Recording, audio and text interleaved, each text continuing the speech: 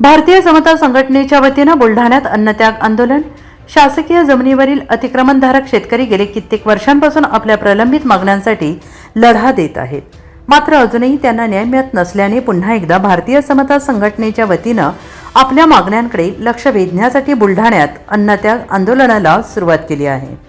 28 November 1991च्या शासन निर्णयाप्रमाणे अतिक्रमण केलेली जमीन नियमानुकूल करण्यात यावी, आदिवासी आणि इतर पारंपरिक लोकांना वन जमिनीचे कायमस्वरूपी पट्टे देण्यात यावे, यासह इतर मागण्यांसाठी हे अन्नत्याग आंदोलन सुरू करण्यात आलेलं आहे। शासनाने यावेळी देखील आंदोलनाची दखल न घेतल्यास तीव्र स्वरूपाच्या आंदोलनाचा इशारा सर्व अतिक्रमणधारक त्रस्त झालेल्या शासनाने यावेळी देखील आंदोलनाची दखल न घेतल्यास तीव्र स्वरूपाच्या आंदोलनाचा इशारा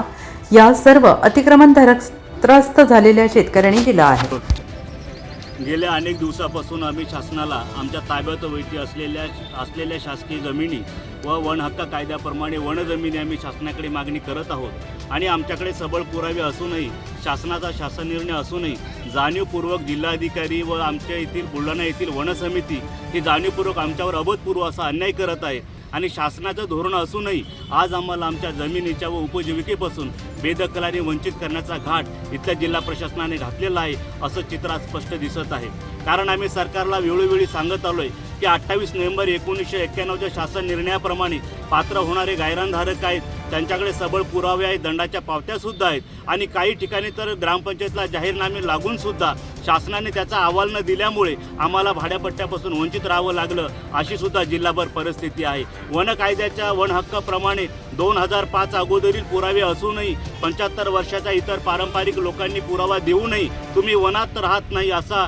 एक साजड असा त्याने नियम घालून आमच्या वनधारकाला सुद्धा वन दाव्यापासून आणि वन जमिनीपासून बेदखल करण्याचं काम जिल्हा वन समिती या ठिकाणी करत आहे। आमची शासनाकडे विनंती असेल की जर आम्ही सादर केलेल्या सबळ पुराव्यावर तुम्ही कोणत्याही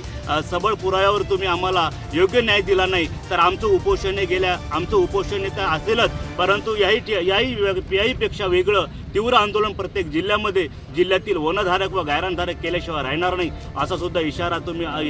इशारा आम्ही प्रसार माध्यमातून शासनाला देत आहोत।